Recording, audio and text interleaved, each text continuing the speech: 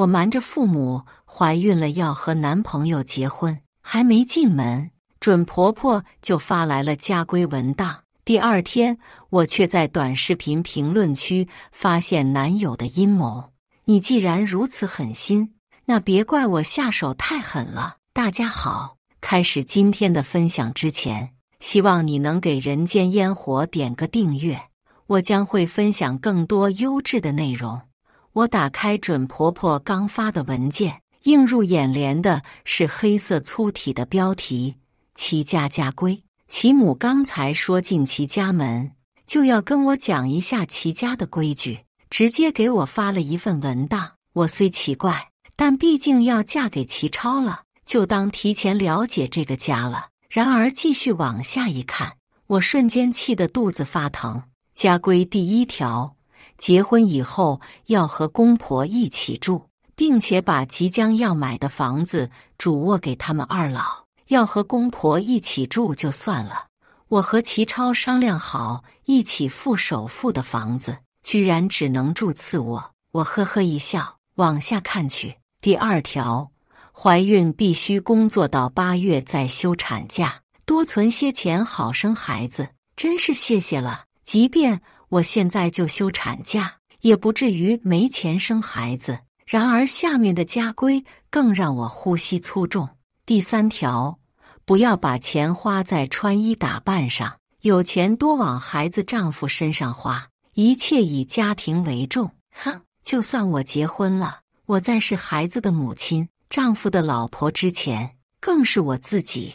我有资本有能力，当然以自己为先了。第4条，公婆教训时要认真听训，不能顶嘴。第5条，丈夫回家要马上给他准备餐食，体谅他工作不易，理解他的抱怨，而妻子不能有半句怨言。第6条、第7条，我沉默了，打开手机日历，没错，是21新世纪啊！手机又震动了，齐母接连发了3条消息。补充一下，我和齐超他爸年纪大了，等你孩子生下来，就让你爸妈过来照顾你坐月子吧，月嫂就不用请了，贵又不放心。等你们领了证，记得把说好的嫁妆带来，毕竟我们已经付了彩礼的。我说了这么多，小贝，你看完有什么问题吗？我没有马上回他，这还没结婚呢，就使劲坑我，真结了婚还了得？看这条条框框，怎么看都是为我量身定制的。那是他说的祖传的家规，又是一个催促的消息。我回道，作为齐家的媳妇，100%无条件遵守齐家家规，这才对吗？也不枉我在家族群里使劲夸你，夸我，在群里炫耀我给他们怀了个大胖孙也算的话。我反手将文档发给齐超，并问道，这是什么意思？还没领证就给我个下马威？但以为下一秒齐超的消息会像往常一样迅速回过来时，却等了10几分钟，也不见他回，把手机搁到一边。我摸了摸3个月的肚子，有些后悔，瞒着爸妈先斩后奏，到底对不对？天色渐黑，齐超提着一袋子进门，老婆，看我给你买的酸梅。我坐在沙发上，冷眼看着他，为什么不回消息？他把袋子放到桌上，朝我凑近一把搂住我。小贝，你也知道休息日还被领导叫去加班，肯定忙得没空看消息。我一下班就跑去买你爱吃的酸梅呢。你说说我这么忙是为了谁？他说着用手刮了下我的鼻梁。是了，齐超的事业刚刚起步，好不容易得到领导的赏识，工作越发卖力了，难道只是为了我？但他忙着不是为了他自己更好的前程吗？我冷声道，那你说说，你妈发的家规怎么回事？你也知道我爸妈支持我上到大学有多不容易。小贝，你就体谅一下他们吧，难道我爸妈就容易了？又不是我让齐超他爸妈辛苦的。正要发脾气，他又开口，你放心，我回头说说他们，肯定不会让你履行家规的，这还差不多。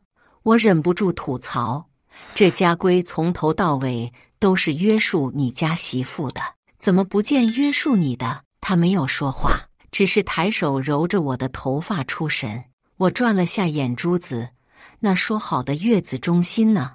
大家都没空，我理解，但我爸妈反对我们在一起，你又不是不知道。真要让他们伺候我坐月子，你可就完了。我们是在火锅店认识的，双方坐在隔壁桌。他说对我一见钟情，他长得确实蛮正的，还有些许帅气。聊了2月，确定他是单身后，我就答应和他在一起。可即便在一起2年，甚至一起租房同居后，他的工作稳定下来，我才敢跟爸妈讲他的事。但迎来的是爸妈的反对和教训，说我一毕业就应该把重心放在工作上，我们门不当户不对，齐超不适合我。直到发现怀孕了，我有些慌，不敢告诉他们。齐超说等我们结婚生下孩子，爸妈就没辙了。那是肯定的，你就安心当我老婆吧。我一下午不满的情绪在此刻总算发泄了出来，望着齐超去给我洗水果的身影，好在他长得好看又体贴，会做饭，除了最近忙着加班，外人也没什么坏脾气。罢了，都说家家有本难念的经，谁说嫁到别家就能遇到好公婆呢？只要丈夫是站在我这边的就够了。然而第2天就打破了我执迷不悟的幻想。我是做运营工作的，做好运营方案给助理实操后，就开始摸鱼。而闺蜜陈宁给我分享了个链接，还有一条消息：小贝，快看！我怎么觉得这个视频的热点评论头像那么像你男朋友呢？打开视频，上面一个醒目的话题吸引了我的眼球。有什么是你现在正在秘密做的事？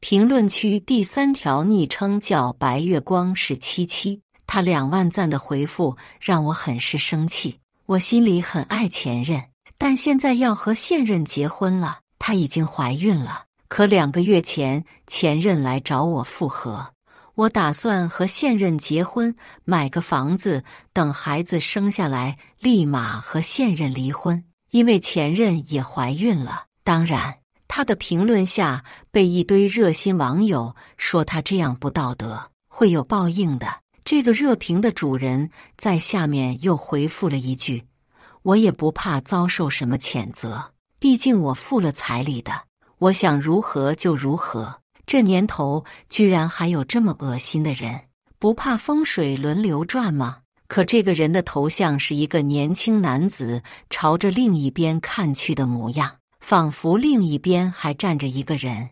而让我顿时浑身起鸡皮疙瘩的是，这个人确实和齐超很像。陈宁是个过目不忘的人，我介绍男友时给他看过齐超的照片，可照片上的人看起来很年轻，比快30岁的齐超多了几分青涩。这个世界上相似的人那么多，会不会是认错人了？我抿了抿唇，手指飞快切换小号，重新点进那个头像，是一个私密账号。我试探地发个消息：你好呀，看你头像是个帅哥，交个朋友如何？放下手机，继续手里的工作。我不知道自己想等到什么回复，只觉得手心一直在冒汗。10分钟后，我忍不住瞥向手机，屏幕上的红点诱惑着人，我忍不住点进去。你好，我有女朋友了，还算识相。但是他真是齐超的话，那他说的前任和现任岂不是？我马上回了个消息，打断自己的思绪。那没事，就当交个朋友嘛。帅哥，你叫什么名字呀？睫毛飞眨间。他回了一句：齐超，你可以叫我超哥，这是我联系方式，就当扩个好友列。如果齐超这个名字还让我希冀是同名同姓，那这个赫然是他工作号的联系方式，就让我彻底死心了。工作台上的杂物被我碰倒，连同我脑中某根理智的弦也一起崩断。所以我就是那个现任，而他的前任现在也怀了他的孩子。他不是说他以前没谈过恋爱吗？我怎么就信了呢？白月光是七七，七七是他前任的名字吧？难怪他给我的彩礼是77000，我还说单数不吉利，他却说七七是乞巧节，是带有美好祝愿的。我还傻乎乎的信了。如果他和我说清楚，我也不会缠着他的。但现在是怎么回事？还要和我结婚、生孩子、买房？我强忍着心里的怒火，给陈宁发了一条消息：阿宁，需不需要我给你添个业绩？跟陈宁讲了这件事后，我冷静下来，拒绝了他要过来把齐超暴打一顿的发言。一份报复计划完整的出现在脑海里。我像往常一样，下班带着刚买的排骨回出租屋。为了闺蜜有空来串门，我毕业就租的2室1厅，离我工作的地方很近。这个小区安全防范措施很到位。结果陈宁工作忙没来几回，我和齐超同居后，他为了不打搅我们，几乎就不来了，只会和我约在外面给我带好吃的。原本我很喜欢这里，和齐超商量买房时，甚至想跟房东买，但这里离齐超工作的地方有点远，只好作罢。现在看着家里已经充满齐超气息的物品，我只觉得恶心，恨不得马上搬出去。齐超回来时，我面不改色地给他打下手洗菜做饭，看他拿起一个菠萝要削，我叫住他，我不想吃菠萝排骨饭。齐超削皮的动作一顿，你不是最喜欢吃这个吗？我回道，我最喜欢的是醋排骨饭，你忘了？我之前做了几回，看你都吃完了，还以为你喜欢吃呢。行，那就做醋排骨吧。他开始调料，我静静地看着他，那熟练的手艺，恐怕真正喜欢菠萝排骨饭的另有其人吧。以前我吃完也是不想浪费他的心意，却没想到自己的真心被他糟践了。吃着饭，我开口道，阿超，我们同事给我推荐了个新楼盘，离你们公司很近，这周末一起去看看吧。行，他只做饭，其他家务都由我做。按往常，吃完饭，我总是先去洗碗打扫卫生，他则去打游戏放松。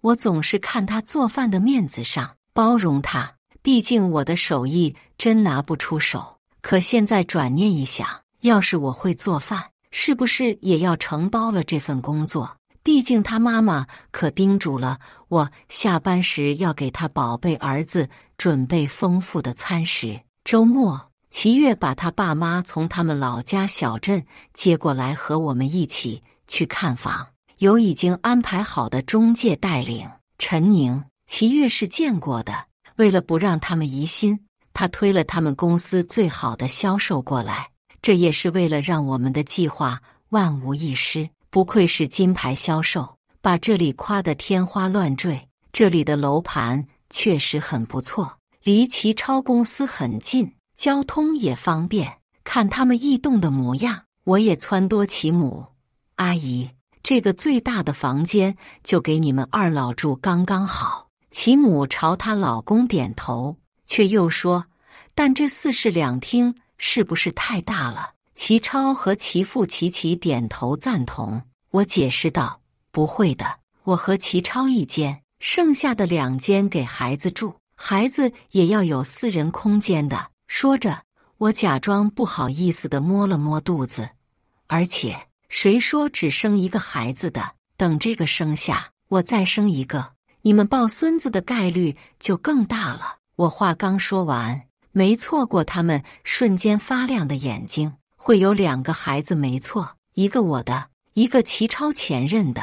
就在我以为他们要同意时，齐母却说，可房子这么大，首付肯定很高的。看着他假装犹豫的模样，我给中介使了个眼色，他很快反应过来，阿姨，您放心，这楼盘刚售出，首付可以给你们最低价，也可以给你们的分期延长。听到这话，他们赶紧同意，因为中介催促，短短1个小时又卖出了3套房，他们不想错过这个好楼盘。好在我们已经盘算好他家的预算，和我一人付1半首付刚刚好。在写房本名字时，齐母笑着说：“小贝，这名字就写齐超的吧，反正都是一家人，不用分那么清楚。”我扭头看齐超，他正装模作样的看签房协议，把当初说好一起付首付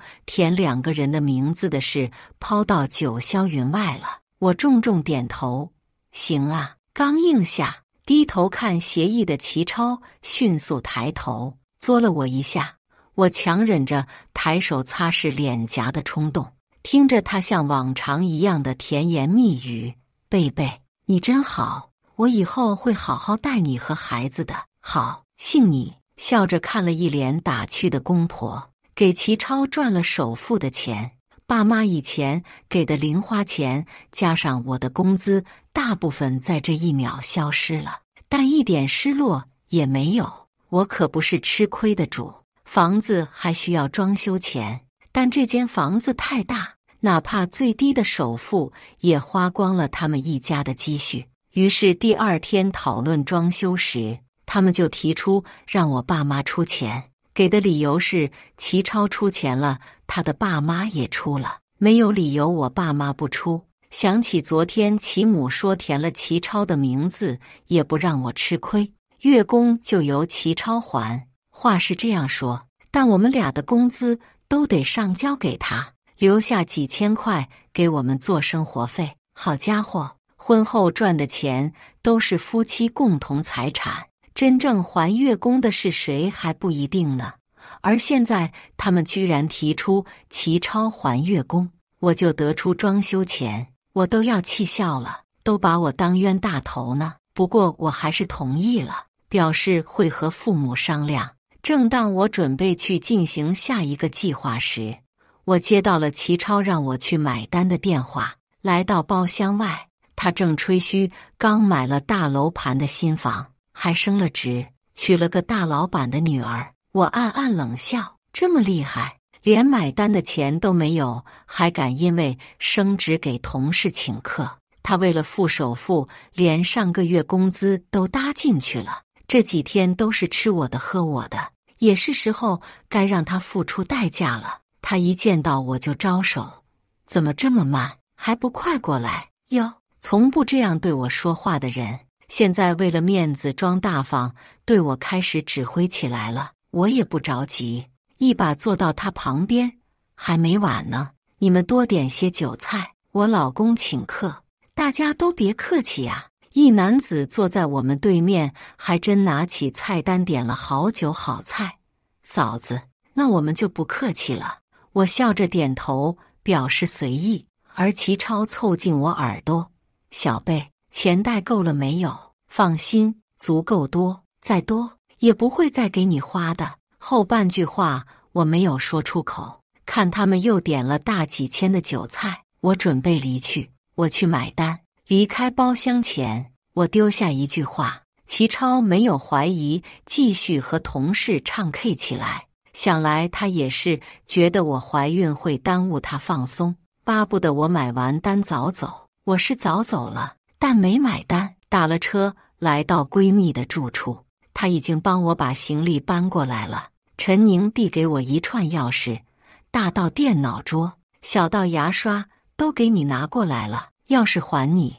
我接过钥匙，一把丢进垃圾桶，不需要了，再也不需要了。坐在沙发上，无视一个又一个电话，和闺蜜吐槽我识人不清，诉说自己的悔恨。快起来，我去看看给你做的醋排骨饭好了没。她拍了拍我窝在她怀里的背，又是熟悉的味道，还是阿宁做的正宗。我起身去拿碗筷，她把饭锅放到桌上，看时候差不多了。我打开手机，一眼看到的是齐超狂轰滥炸的电话，还有齐母的质问：“小贝，怎么不接我电话？人呢？不是让你买单吗？买哪去了？”看到消息就给我回来买单。看了眼齐月的消息，我打开齐母的对话框，死哪去了？齐超需要钱，还不赶紧给他转点？家规堵哪去了？没规矩，我可不让你进我齐家的门。进齐家的门，谁稀罕就让那个白月光进吧。反正齐超是很稀罕的。又是一个电话，我接了。陈宁紧张地看着我，我点头表示自己能应付。小贝，你怎么没买单还不接我电话？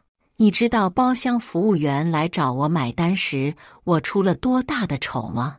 电话刚接通，齐月愤怒的声音就从那边传来。我把手机往外移了移，真是的，脏了耳朵，放了免提，把手机丢在桌上。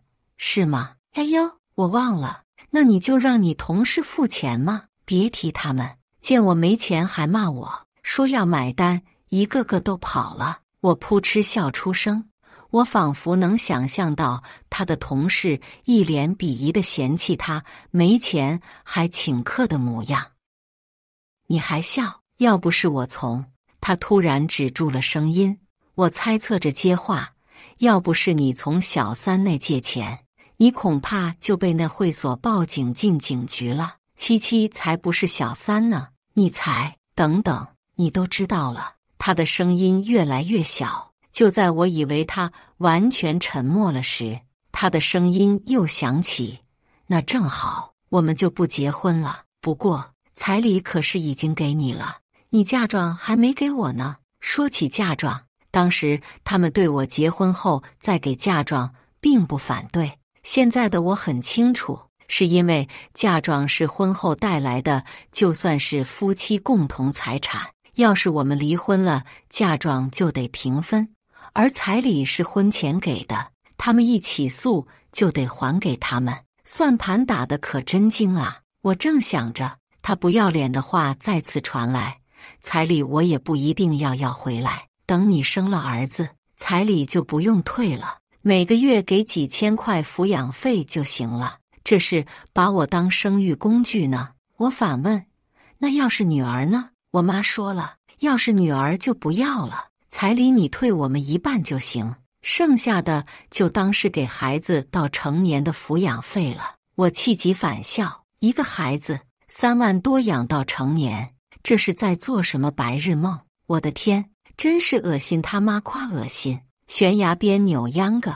陈宁突然的插话，让讲得头头是道的齐超一愣，什么意思？好恶心！你好日子到头了。说完，不等他反应，就挂断电话。而我笑得肚子一抽一抽。祖宗，你真的想好了？看着陈宁定定地盯着我的肚子以及关心的话语，我也严肃起来，重重点头，摸了摸肚子。如果不能给孩子一个好的家庭，我宁可他从未出生，免得遭受世间疾苦。陈宁的家庭就是这样。我正在父母温暖的港湾时，看到他异于常人的努力，对他产生了好奇。我们成了朋友，我才知晓原生家庭会给一个人带来多大的痛苦。好在陈宁不是自怨自艾的人，我们互相学习，成了多年的好友。好，我都支持你。在他的陪伴下，我做了手术，拿掉了孩子，他也推了几天的工作。陈宁陪我走出病房，转了几圈回来时，看到不远处的3人，我俩对视了一下，都愣住了。我那前男友和他妈扶着一个女人从另一个病房走出来，不出意外，那女人就是七七吧？他们应该是在陪她产检，比我还小的月份。之前也不见齐超或他妈陪我去医院一次，现在对他却跟护宝贝疙瘩似的。他们看到我也是一怔。齐超朝他母亲说了几句，齐母点头。几人朝我走来，你们也来产检啊？孩子怎么样？还健康吗？齐母依旧关心孩子的话语，此时格外刺耳。我没说话，直勾勾地盯着他们簇拥的女人。她的脸型还有嘴巴怎么和你这么像？陈宁的一句话让我回过神来，我转而看向齐超，难怪会对我一见钟情呢，原来是拿我当替身。白月光一回来就想着把我踢了，给他让位。女人柔声细语：“这就是小贝姐吧？真是久闻不如一见，叫谁姐呢？小贝可没有妹妹哦。我记得要是古代，小妾都得喊正妻姐姐呢，可惜你不配。”齐超站到女人面前，说什么呢？我和七七昨天就领证了，苏小贝，别什么朋友都交。齐母也附和：“是呀，谁是妾还不一定呢。”我淡淡接话：“你说的对，尤其是你这种烂到骨子里的烂男朋友，最不值得交。”你说什么？齐母扬着手就要给我一巴掌，被陈宁稳稳地接住了，往前甩了下，他一下子摔在了地上。那对狗男女蹲下身要扶他，他还撒泼不起来，嘴里嚷着我们欺负他，要给他赔钱。好歹是懂点知识，连文档都会传的人，怎么现在跟泼妇似的？他的嚎叫引来其他病房的家属，我对他们摊手道：“是他要打我们，我们不过是挡了一下，谁知道他就摔到地上要讹我们。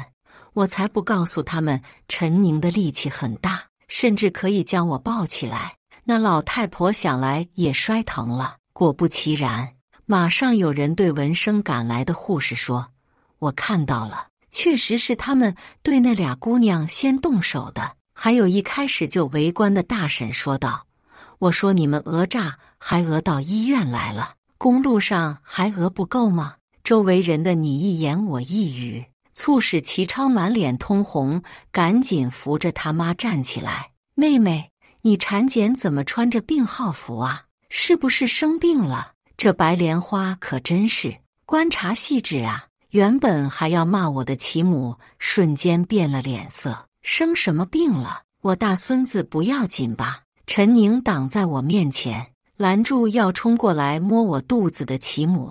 我抬手指着他：“你大孙子啊，他现在在你肩膀上怨你呢，怨你们算计他妈，害得他没了性命呢。”我话刚说完，周围的人忍不住往后退了几步。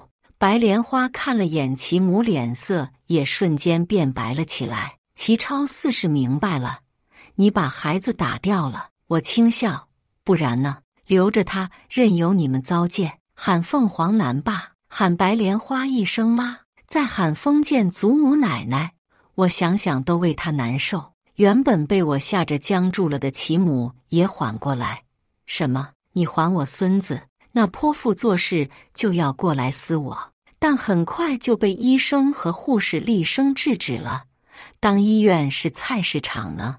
齐超在我给他确定答案后，扶额看起来似乎很痛心，但脸色又很快恢复了原来的样子。他理所当然道：“既然这样，你马上把彩礼钱还我。”这话一出，周围的人纷纷看向我，似乎觉得我没和他结婚，不该要彩礼的。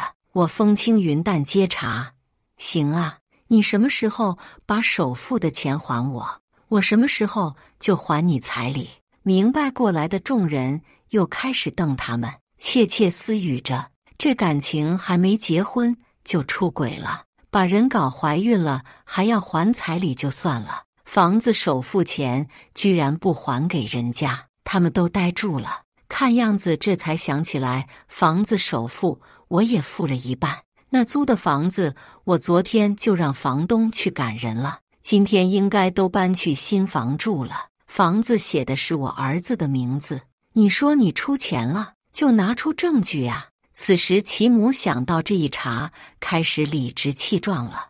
而一旁看不过去的大婶也对我说：“小姑娘，你出了钱，怎么还没上名字呢？多亏呀！”不亏，我才不想自己的名字和他放在一起，而且这样他们才更容易上我的当。他们的下场还在后头呢。他们几人在众人谴责的目光中悻悻地走了。齐超离开前还放话，彩礼我是一定要拿回来的。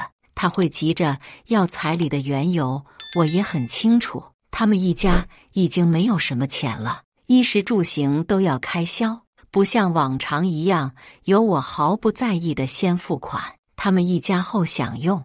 而接下来1个月上万的月供，刚好是齐超的工资，没有钱，他们就得喝西北风了。他们的动作比我想的还要快。齐超有个做媒体的朋友，给他们做了采访，放到网上。视频里，那白莲花声泪俱下，拿着我的照片说我是小三，勾引了她的老公，还骗走了彩礼7万7。她被塑造成无辜的原配，被小三破坏了家庭，楚楚可怜。而齐越则扮演着迷途知返的丈夫，对妻子表示愧疚，非常悔恨。其母说他儿子知道错了，只希望我把钱还给他们，就此两不相欠。此视频很快上了热搜，我成了网民网暴的对象。彩礼7万7的标题非常引人注目，看他长得挺好看的，原来就一狐狸精啊！捞女，你们赶紧报警，告他诈骗。从小对网络耳濡目染，对这些听风是雨的人，我毫不感冒，隐隐还期待着暴风雨来得更猛烈些吧。他们现在越是嚣张得意，撒的谎言越大，反转时将会被彻底压入谷底。然而我不在意，却有人关心。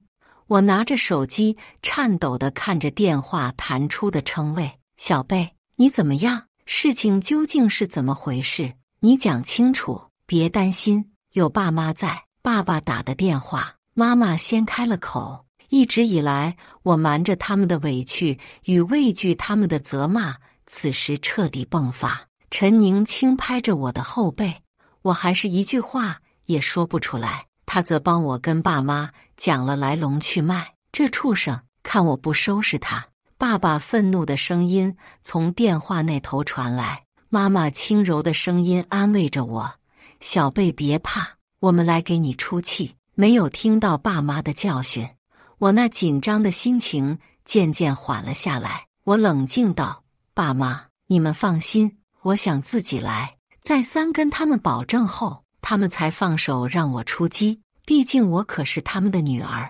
我爸虽不是什么大老板，好歹和几位叔叔合伙开了传媒公司，耳濡目染下，我早就知道接下来该如何运作了。我的官方账号已经被不明真相的网友的谴责、唾骂的话语铺满，连私信都爆满了。热搜下来时，我还是没有回应。第二天，就在他们继续铺广场加热时，我直接将齐家家规放到网上。他们既然暴露了我的信息，那就让我们的聊天记录也彻底曝光吧。齐母好婆婆的形象在我们聊天记录截图中被打得无处遁形。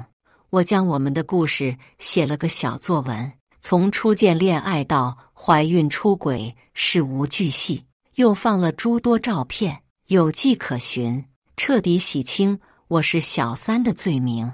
这一真相再次将此事件话题推向热搜，舆论彻底传开。原本还在为那虚伪的一家人说话的网友纷纷倒戈。我说呢，这账号原先形象挺好的，怎么可能是那种人？他们贼喊捉贼呢，真是好笑。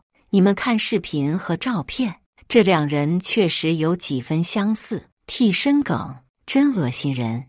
我满意的看着现在的言论趋势，但不妨一些破防的人留下一句评论，说了这么多，不还是拿了人家的彩礼钱？没结婚，难道不应该还给人家吗？我手指轻点，我不差这点钱，但钱也不是大风刮来的，让他们先把房子首付的钱还我，我下一秒就还彩礼。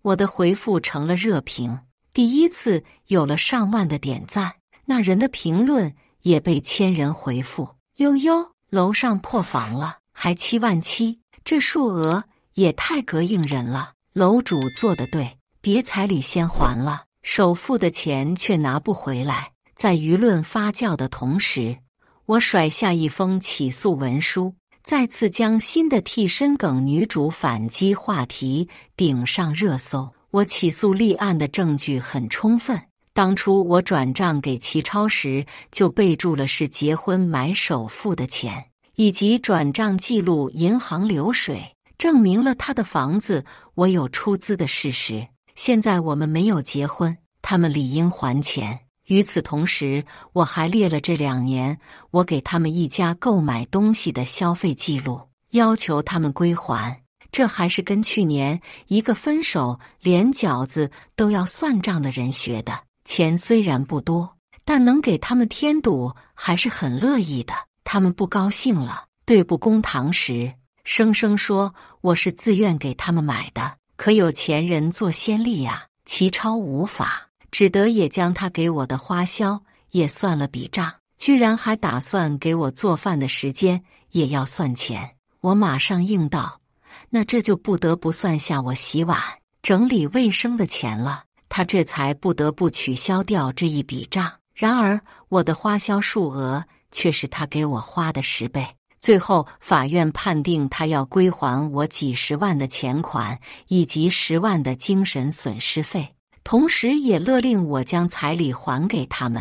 他们要求我当着法官的面还钱，因为我现在有钱还，而他们没钱还可以拖延。当即还完彩礼公布出去，还有人为我惋惜怎么先还钱了。我可不是吃素的，在他们回到家时，已经安排了几个高大的人等在门口，将他们手机夺过，将彩礼钱作为首付的一部分还到我手里。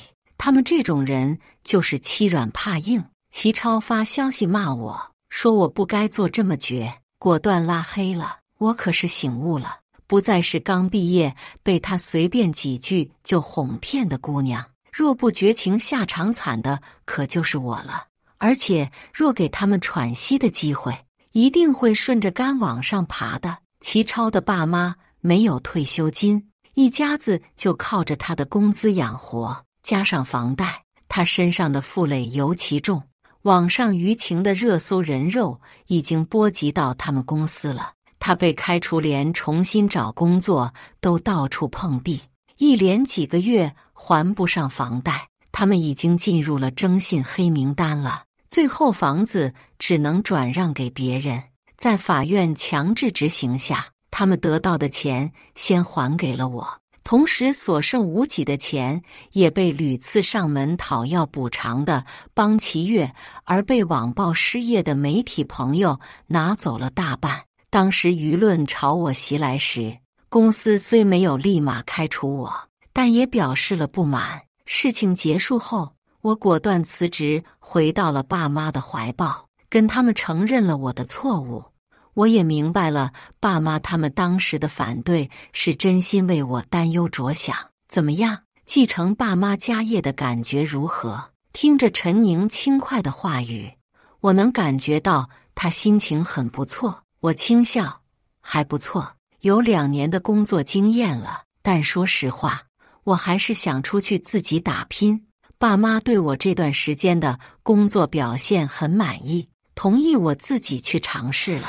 我顿了顿，继续说，而且上次的热搜，其实我能感觉到爸妈他们在背后有出资出力，我才能在那网暴中平安无事。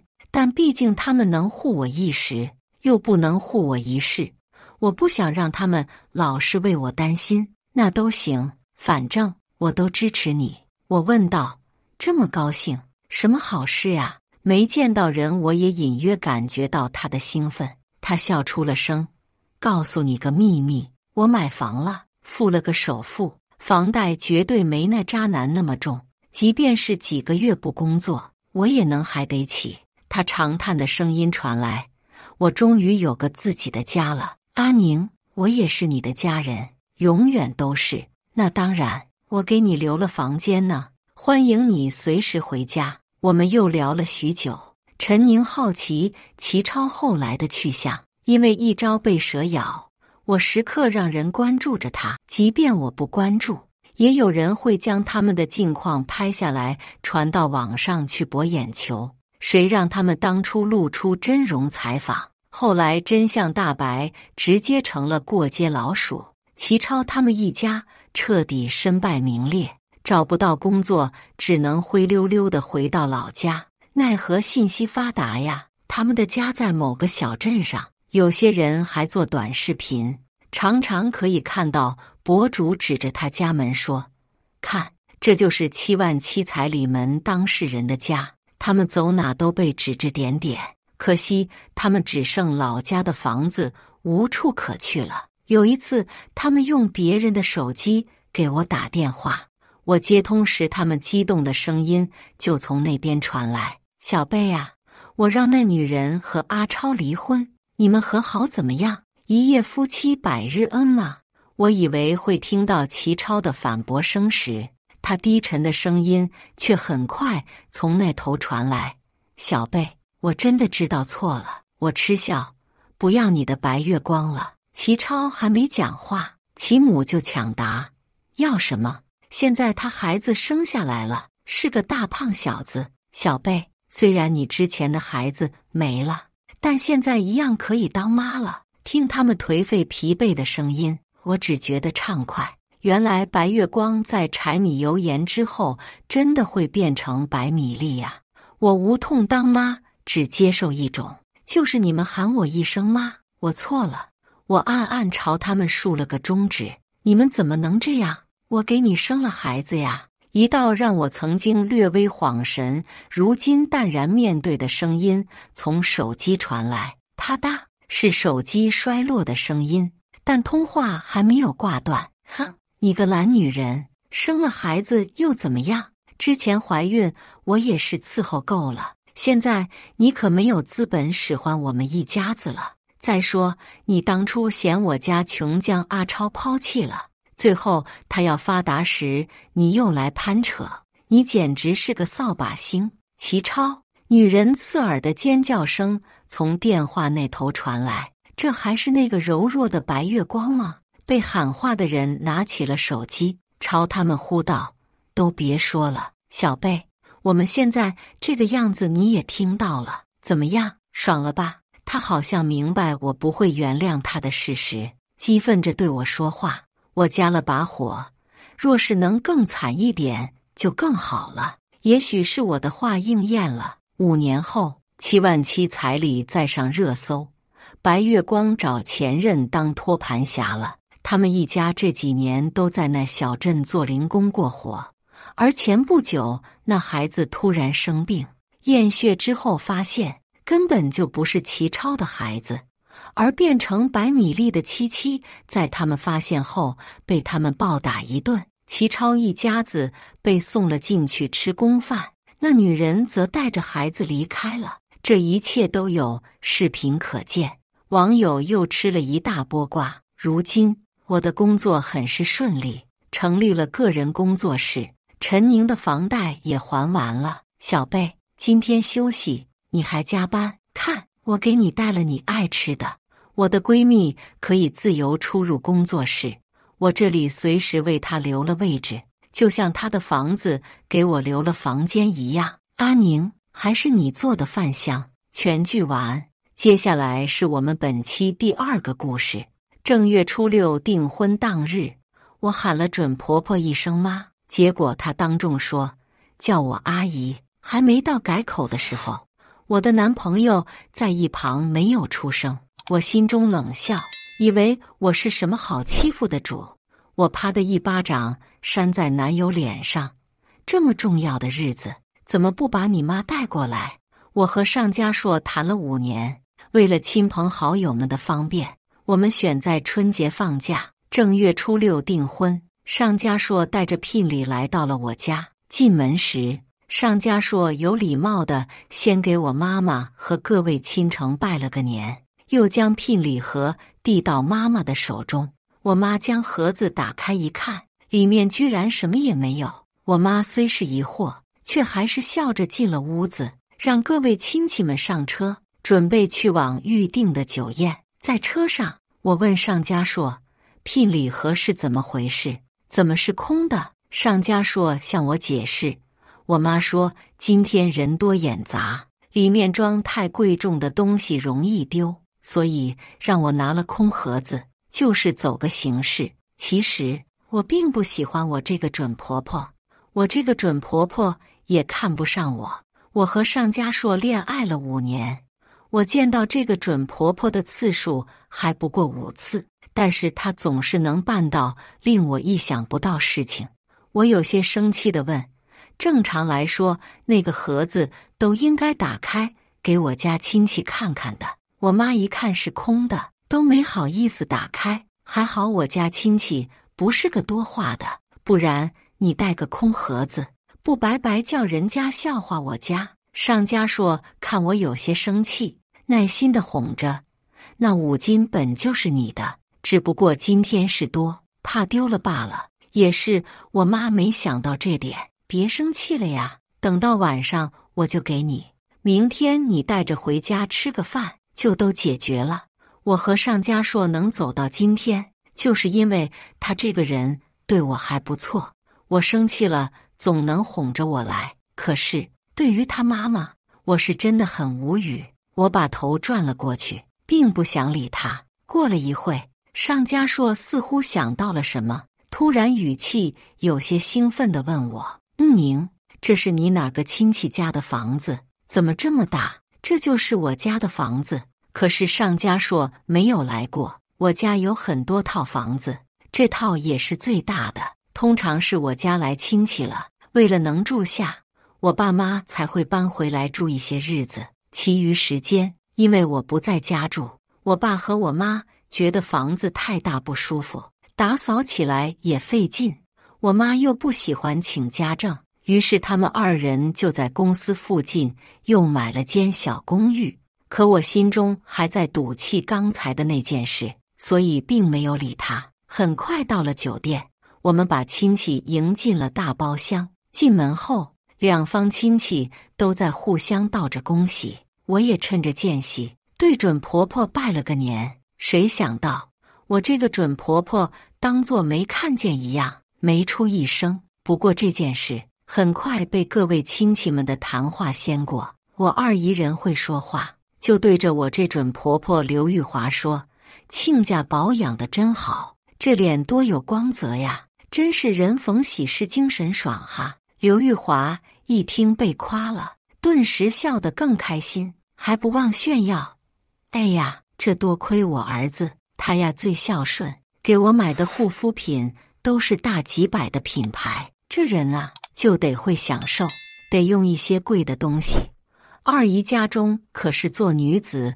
SPA 养生会所的，而且是私人定制，去的人基本都是富家太太或者明星，人家用的东西没有不过签的。果然，我看着二姨表情尴尬，没有继续唠下去。可我这准婆婆偏要拉着二姨东扯西扯的炫耀。还好这时候请的主持人已经来了，正式开始了订婚仪式。订婚流程还是比较简单的，就是说几句话，戴个戒指，然后就开始切蛋糕了。当礼仪小姐把蛋糕推出来时，让我傻眼了。我妈明明是在最有名的蛋糕店家订的是6层的蛋糕，谁想到现在居然变成3层的了，我实在是不能理解。我爸和我妈看着我，我也摇摇头，不知道究竟是个怎么样的情况。虽然蛋糕本身就是分层放在架子上的，丢了3层倒也不影响美观，但是那其余3层蛋糕去了哪儿？司仪并不知道发生了什么，还在催促着我和上家硕赶紧行动。我只得硬着头皮切了蛋糕，分给各位亲戚。所有流程到这已经结束了，亲戚们就开始各自介绍。我和上家硕也一个接着一个的敬酒。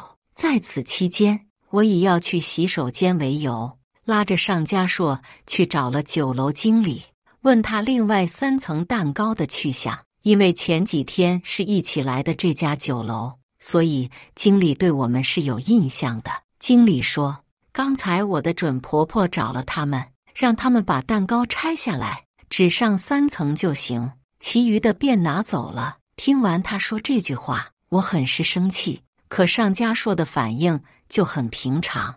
我看着尚家硕不解地问：“你知道这件事？”尚家硕不以为然地解释：“我妈说那么大蛋糕也吃不完，都拿出来浪费了，就让拆了3层，这不也是好心吗？”我听完都被气笑了。我发问道：“嫌浪费？之前订蛋糕的时候可以只订3层，可我之前问你怎么订的时候，你说一切都由我家做主。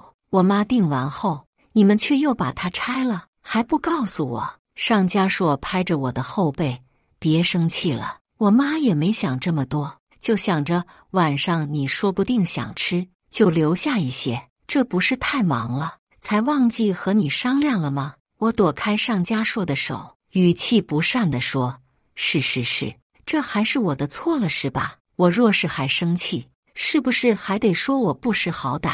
尚家硕赶忙解释：“不是，你多想了，没人说你什么，都是我的不是。好，恩宁，别生气了，亲戚们都等着呢，我们还是回去吧。有什么事晚上你再骂我好不好？”我长出一口气，努力平复自己的心情，对着尚家硕说：“我现在不和你吵，有什么事晚上回去再说，也麻烦你别再让阿姨再做出什么突发性事件。”尚家硕连忙安抚着我，拉着我的手回到了包厢。可我刚回去，就看见我家几个亲戚面无表情，也不说话。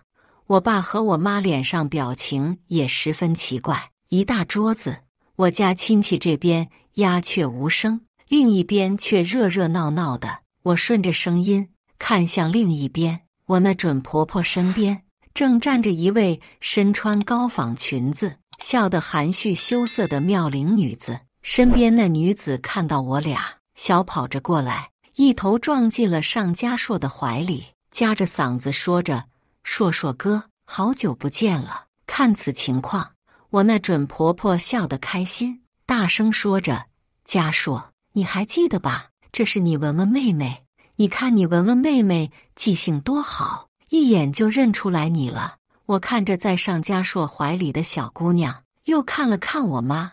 我妈对着嘴型问我这是谁，我也摇了摇头，表示并不知道。我瞪了一眼尚家硕，尚家硕急忙推开怀里的小姑娘，拉过我的手，对着准婆婆刘玉华尴尬地说：“哈哈，记得。”刘玉华一听，笑得更开心了，连忙说：“是啊，文丫头，我就说家硕不会忘了你的。”刘玉华走到身边，拉过夏文文，向众人介绍着：“这位是夏文文，是我家家硕的青梅竹马。”一听她订婚了，便急忙坐飞机回来，要祝贺一下。说起来，二人小时候还开玩笑地说长大要结婚呢。好家伙，这一听，我一瞬间分不清，今天究竟我是新娘还是她是新娘。尚家硕赶紧拉着刘玉华坐下，解释道：“妈，你说什么呢？大家别误会啊，那都是小时候的玩笑，今天开心。”我妈说着玩呢，大家别见怪。刘玉华安排夏文文坐在了他旁边，一个劲地向众人夸他，说他有出息，在海外留学刚回来，自己做老板，月入过万呢。听此，我差点没笑出声。又是留学生，又是女老板，这 buff 都叠满了，怎么还穿个高仿衣服？可能是我表情有点奇怪。夏文文突然对我说：“阿姨和我说了，硕硕哥今日订婚，我便赶来了。来得突然，也忘了和硕硕哥和姐姐打声招呼。姐姐不会介意的吧？”好绿茶的话，真是令人作呕。我才不会惯着他，直接对道：“不介意，多个位置的事，就算是妹妹带着朋友来，我也是能招待的。”有的聪明人已经听出来我嘲讽他是来蹭饭吃的意思了。显然夏文文也听出来了，脸色瞬间变得不好，刚想说什么，却被没听出话意的刘玉华抢先说道：“看吧，文文，我就说不会有人介意的，你就安心的在这待着，好好陪陪阿姨。”被刘玉华抢了话，夏文文便不好接着说下去，就只得笑着点了点头。看着他吃瘪的样子，我心情顿时舒畅了许多。小绿茶和我斗还嫩了点，虽然如此，我家亲戚这边还是脸色不好。尚家硕看此，便一个一个的敬酒，缓解气氛。尚家硕还特意倒了杯酒，对我爸妈说：“爸妈，新的一年，女婿要有不足之处，请多包涵。”尚家硕第一次改口叫爸妈，意思就是都已经订婚了，我们才是一家人。而且话已经这么说了，我妈和我爸也没有为难他。看着尚家硕敬了酒，我也起身倒了一杯，拉着尚家硕走到刘玉华的旁边。虽然我这个准婆婆今天做的事都不叫人事，可按尚家硕的话说，以后都分着住，就不会再有这些问题，见次面应付过去就完事了。我走过去，原本和夏文文聊得满脸笑容的刘玉华看见我便板起了脸，我还是礼貌地对她说：“妈，我敬您，以后我们就是一家人了。新的一年也祝您身体康健，万事胜意。”所有人的目光都看向了我俩。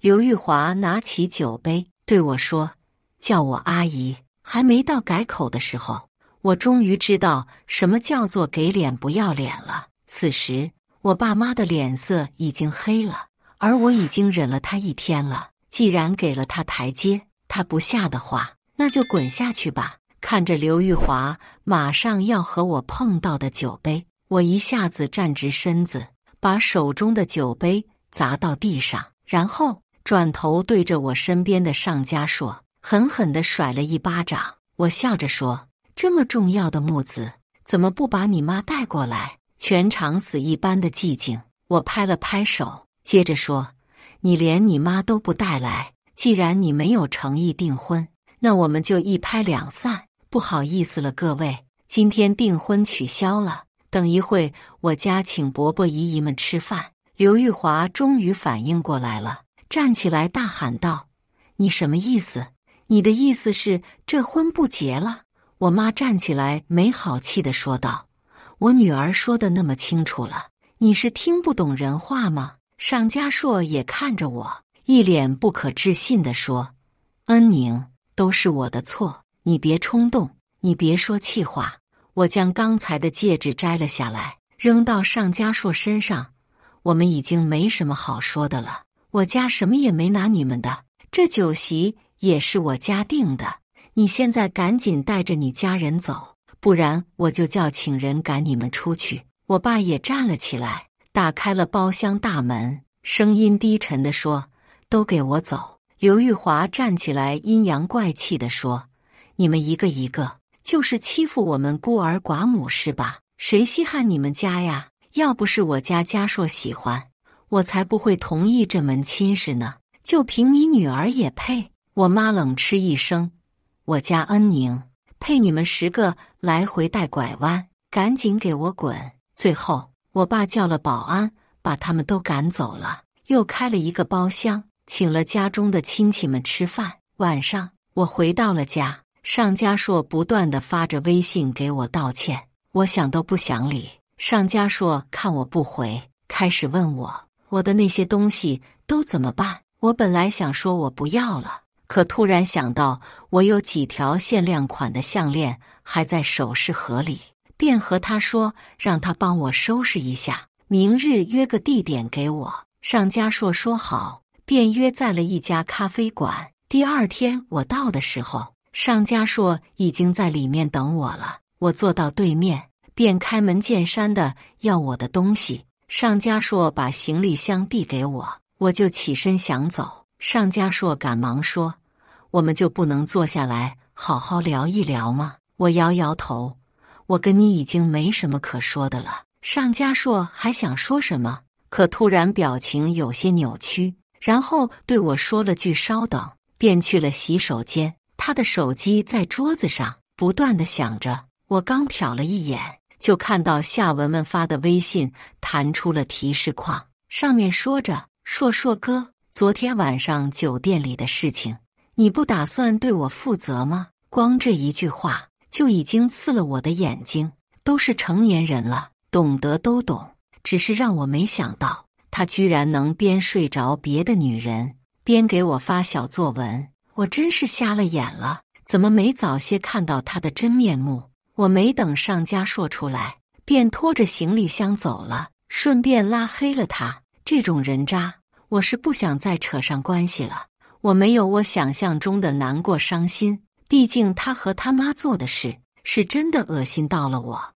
我躺在家里闲得无聊，刷着短视频，突然刷到了擦边女主播，她长得很眼熟，我一时没想起来是谁。就这样，我点进她的主页，看着她每个视频穿着暴露的衣服，做着勾人的表情，跳着性感的舞蹈，一整个模式化擦边主播。或许是美颜的强大，在我看到她的第3个视频时，终于认出来了，她就是上佳硕那个青梅竹马夏文文。我正看着，突然发现她开了直播，一时好奇点了进去。直播里她还是夹着嗓子，用着委屈可怜的语气说着各种绿茶语录，跳着诱人的小舞蹈，说是过年了，给直播间的哥哥们拜年。我突然想到，那天刘玉华介绍说他是个海外留学生，还是老板，月入上万。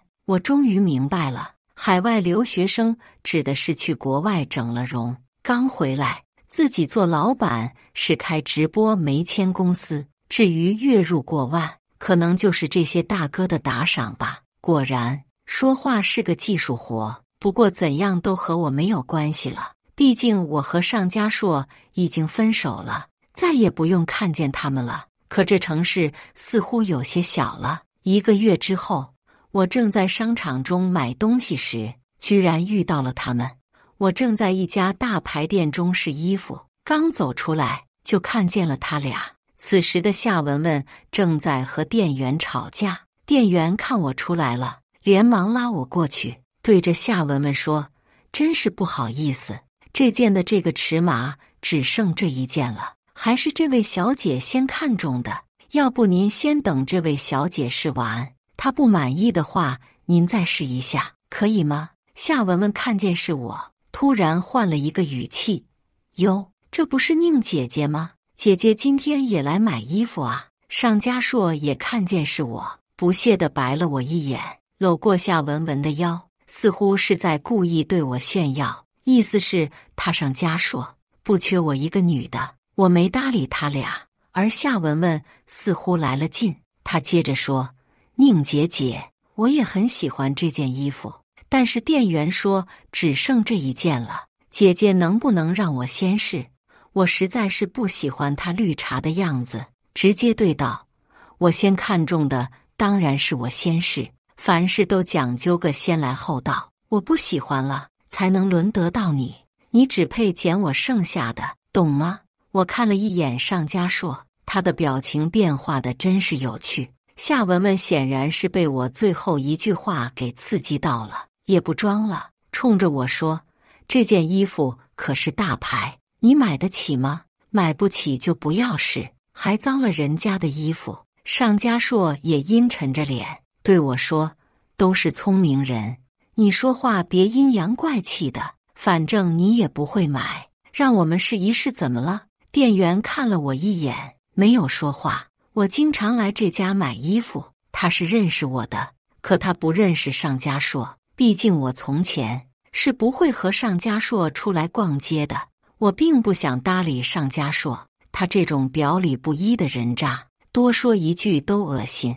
我目光扫着夏文文，今天倒是没穿高仿，不过她这身衣服已经是2年前的款式了。想着那天看她直播，她不停地笼络她直播间大哥，献媚讨好的样子，就觉得搞笑。我讽刺道：你买衣服的钱是哪个大哥打赏的呀？还是你想穿这件衣服给你的榜一大哥跳擦边舞，这可不行。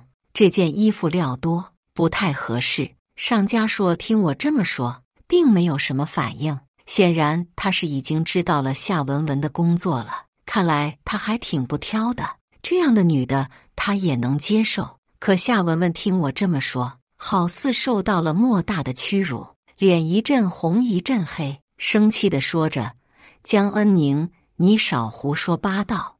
我现在已经是美妆博主了，才不是什么擦边女。我买衣服是穿给我自己的。”我不痛不痒地说：“哦，关我什么事？”说着，我拿起衣服准备去试衣间。夏文文对着店员说：“那件衣服我出双倍价钱。”夏文文得意洋洋地看着我，好像对这件衣服势在必得。我看一眼手中的衣服，这件衣服的确是限量款，可是衣服本身并不值这个价钱。若非刚才店员推荐，我看都不会看一眼。如今夏文文愿意花2倍价钱，就为了从我手里抢件衣服，她愿意当冤种，那我也不拦着。我对着一脸为难的店员说：“这样啊，那这件衣服就让给这位小姐吧。”我将衣服递给店员，店员立马去给她打包。夏文文一脸不屑地对我说：“就这样，真没意思，我还以为要再加点价呢。姐姐，以后没钱就别来这种大牌店，买不起还丢人。”我真想骂她瞎了眼睛，我这一身从头到脚那个不是名牌，想一想算了，她可能根本不认识吧。她这种人可能只认识短视频上火的大众牌子，懒得跟她计较，多说都觉得掉价。店员将打包好的衣服递到她手上说：“小姐，总共28500元，请问您是刷卡还是现金？”听到价格后，夏文文明显一愣，她似乎没想到会这么贵。这家店的衣服的平均价不过8000左右，因为是限量款，夏文文又是以2倍价买的，所以贵了些。我看着夏文文咬着牙说刷卡，却还是装作无所谓的样子，就觉得更好笑了。打肿脸充胖子，最后难受的只能是自己。夏文文挽着尚嘉硕去交钱，我拿起包走出了商场。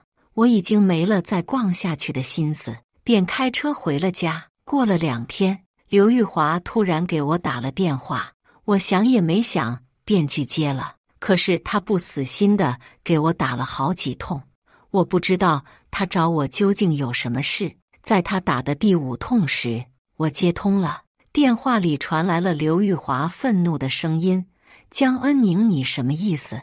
为什么挂我电话？”对于他的质问，我有点懵。我记得我好像是和他儿子分手了吧？他凭什么对我耍脾气？我没好气地说：“阿姨，我和您儿子都分手了，所以您的电话我想接就接，不想接就不接。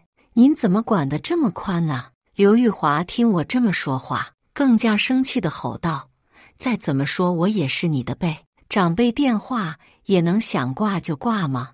你有没有家教？”我对道：“你算我哪门子的长辈？我们不沾亲不带故，我凭什么恭敬你？”刘玉华刚要吼我的声音突然停住，似被什么人打断。我能略微听见电话里俩人小声地嘀咕些什么，可却听不清内容。我刚要挂断电话，可刘玉华的声音再次响起：“小宁，咱们见一面吧，阿姨有点事想和你说。”我没什么兴趣再见刘玉华，毕竟他可是让我家在亲戚面前丢了好大的脸。我一口回绝：“我很忙，有什么事在电话里说吧。”刘玉华回道：“那也行，没什么特别的事，你把嘉硕这几年花在你身上的钱转给我吧，别的钱就不要了。你就算算他这些年给你买了多少礼物，把这些礼物的钱折现发过来就行。”刘玉华的说辞好像是赐了我什么天大的恩德，好像是不要一些别的钱，就是让我贪了什么便宜。我发誓，这是我活到迄今为止遇到过最炸裂的事情。我和尚家硕恋爱5年，约会吃饭，包括后来的同居，我们之间的钱自然不在少数。可我这个人不爱贪便宜，从来都不是只让尚家硕花钱，只是说礼物。尚家硕可没送过什么贵重的，我虽然没细算过，但在心里也有个估量，那些礼物顶多值个3、4万。我无语地对刘玉华说，二人谈恋爱，互相送礼物，代表自愿授予，我凭什么给你这些钱？况且我从来都没占过尚家硕任何一点便宜，他每次送礼物，我都会回礼。我和尚家硕已经分手，我现在过着自己的日子，请你不要再来打扰我了。说完，我挂断电话，并拉黑了他。刘玉华这个人，每次办的事情都能刷新我的三观。我已经讲得很清楚了，我原以为这件事情会就此结束，但我高估了刘玉华的眼界，他居然换了3个手机号，不停地给我打电话，本意就是想找我要到那些钱。我实在是受不了他的胡搅蛮缠，也好奇他究竟能闹出什么幺蛾子。在第4通电话打到我手机里时，我答应他的见面还是原来那家咖啡厅。我到的时候，刘玉华已经在了。让我没想到的是，夏文文和尚家硕居然一起来了，身边还有一个不认识的人。我刚坐下，刘玉华就开门见山地说，这位是我请的律师，为了保险起见，我们就来签份合同，你把那些礼物钱归还，我们也把你的钱还你，我们从此就桥归桥，路归路。我真是开了眼了，他为了那几万块钱居然还写了合同。我看了一眼合同，确实很公平公正，就是普通的合同，没有什么会触及我的利益的。我扫视了一眼对面坐着的3个人，冷笑着问，你们真的要和我签合同，让我们2人把互相送的礼物钱折现归还？夏文文手摸着肚子，嘲笑地说，这是自然了，我宝宝爸爸的钱怎么能花在别的女人身上呢？哦，原来如此，我终于明白了，这是夏文文想要钱报上一次在服装店的仇啊。他是打量着尚家硕这些年在我身上花了钱，想要回去，可能还想看我一时拿不出这么多钱，看我的笑话。可惜他们错了，我可有的是钱。我从未和尚家硕说过，我爸是开公司的，我家里有好多套房子，有的是钱。之前我送尚家硕那些礼物都是真的牌子，只不过他当时没钱，我怕他心里不平衡，告诉他这都是高仿，让他以为我给他买的东西便宜得很。好，既然他们想算，那咱就好好算算，正好把我的钱都还给我，我扶贫都不会给他们一家。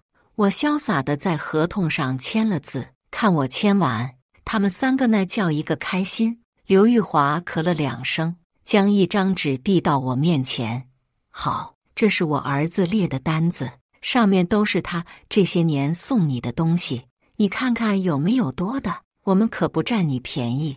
我拿起单子看了看，这尚家硕记得真清啊，小到送我的手工玫瑰，大到一些衣服鞋子，无一不在上面，总计54000元。我将单子放到桌子上说，没什么问题，这些都是对的。听完，夏文文便激动地说，那你就快打钱吧。我摆了摆手，且慢。刘玉华顿时脸色一变，你想赖账不成？这合同上可写好了。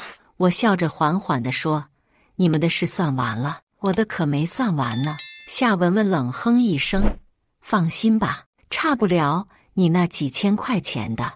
我摇着头摆着手指， No， 你说错了，不是几千块钱，那可是几10万。听我如此说，尚家硕一惊，瞪大眼睛问我，什么？你什么意思？我清了下嗓子，嗨，我想想啊，今年情人节送你的那双大牌球鞋，今年情人节限定6800块。你生日送你的衬衫，小众高奢定制款13650。我巴拉巴拉边写边说，把能想到的送的贵的都说了一遍。我就看着对面3个人的嘴越张越大，等我说完，3个人已经愣住了。良久，尚家硕突然缓过神来，大声地说：“不可能，你骗人！你不是说这些都是高仿吗？哪有这么贵？你哪来的这么多钱？”我嗤笑一下，噗，我说的高仿，那都是骗你的，只是怕你自尊心受损。毕竟比起你的，我礼物可贵重多了。至于我哪来这么多钱，我没钱，但是我家有钱。尚家硕不可置信地摇摇头：“你爸不是在公寓旁边的写字楼上班吗？怎么可能这么有钱？”我云淡风轻地解释：“是啊，我爸的公司就在那栋写字楼中。怎么，你家公司董事长不上班的吗？哦，顺便告诉你，上次你接亲的那间别墅也是我家的，只是离公司远不常住罢了。”夏文文一下子站了起来：“你胡说，你就是骗人的，你就是想讹我们，你连件大牌衣服都买不起，怎么可能有钱买这些？”听完夏文文说话，旁边的律师打量了我一眼，然后看着夏文文，没忍住笑出了声。我也觉得夏文文搞笑，自己不识货，还在这装懂行。我可悲地对他叹了口气：“哎，妹妹呀，你还是去多长长见识吧。姐姐我这全身上下没有一件不比你的贵，而且姐姐穿的可都是今年新上市的，不像妹妹你如此持家，还穿去年的款。”夏文文低头看着自己身上的衣服，还是不服气地对我说：“谁知道你是不是真的那么大方？”我无所谓地说：“如果你们要不信我买的是真的，大可以拿出那些礼物去专柜验验。”我坐直身子，一本正经地说：“我从不在乎礼物的价钱，认为心意最可贵。但今天是你们要算的，你们无情，就别怪我无意。我能记住的都在纸上了，记不住的我也不要了。一共是26万1，减去我给你们的5万3，再给你们打个折，你们还应该补给我20万。”听完我的话，3人全部熄了火，几次想反驳我，可最终都咽了回去。看着3人的脸色一个比一个黑，真是痛快。我觉得他们应该已经消化得差不多了。我敲敲桌子上的单子，推到他们面前说：“话都说完了，快点把钱给我，我们从此就两清了。”3人的表情变得一个比一个精彩，最后还是刘玉华换了一副谄媚表情，讨好的对我说：“呀，小宁你真是的，说什么两清不两清的，阿姨可一直把你当亲闺女，你这么说话可就见外了。”我突然很佩服他，做了那么多令人作呕的事情，他是怎么一本正经地说出这句话的？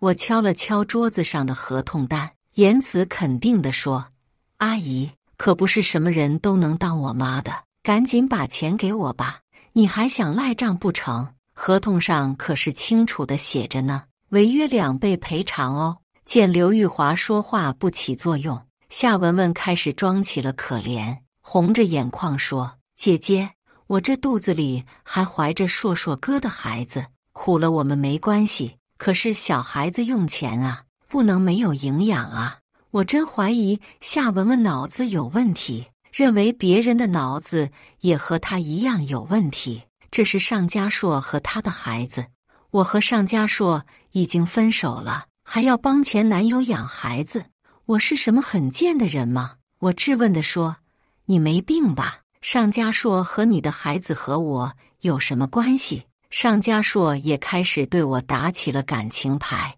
软着语气地说：“恩宁，我们好歹也谈了5年，20万不是个小数目，我一时也拿不出这么多，不看僧面看佛面，你通融一下，我们慢慢还你好不好？他要说情，我偏要讲理。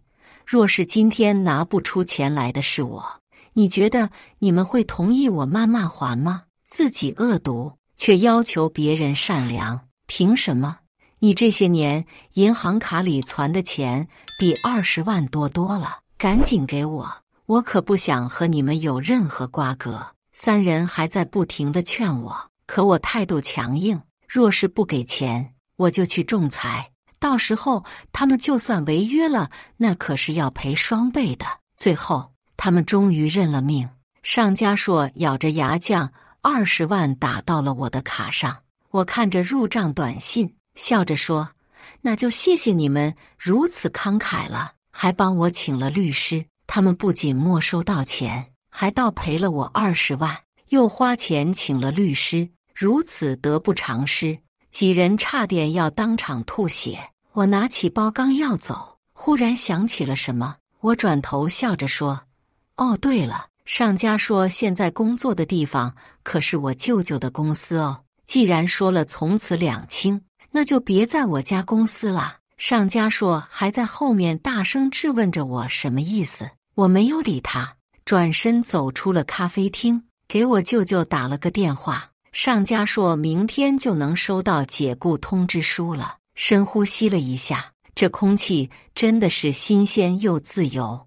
我慢慢的开始和我爸学习管理，陆续接管公司各项事宜，偶尔和朋友出去聚会，每天忙里忙外，日子倒也充实有趣。在我朋友的嘴里听到了一点尚家硕的消息，据说他被解雇后一直没找工作，每天陪着夏文文拍短视频，发他们俩的日常 vlog， 本来做得不错，但谁想到出了意外。尚家硕陪夏文文产检，发现怀孕周期比他俩见面要早个1周。尚家硕留了个心眼，在第2次陪夏文文产检时，让医生做了个 DNA 检测，果然发现孩子不是他的。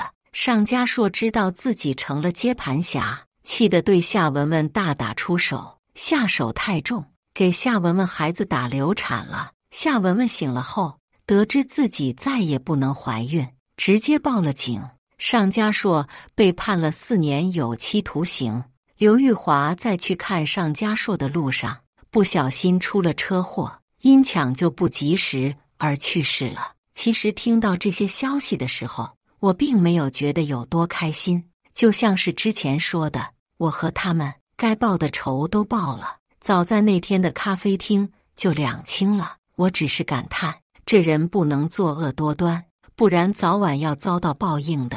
不过这都与我没有关系了，毕竟他们怎样都与我无关。我只是庆幸，还好我走得及时，当初没有执意嫁到他们家。1年后，我谈了一个很好的男朋友，他对我一心一意，照顾有加，他的父母都很尊重我。不到半年，我们就结婚了。我的婚后生活没有恶毒婆婆的刁难，没有青梅竹马的插足，没有不作为的丈夫，一切的一切平淡却幸福。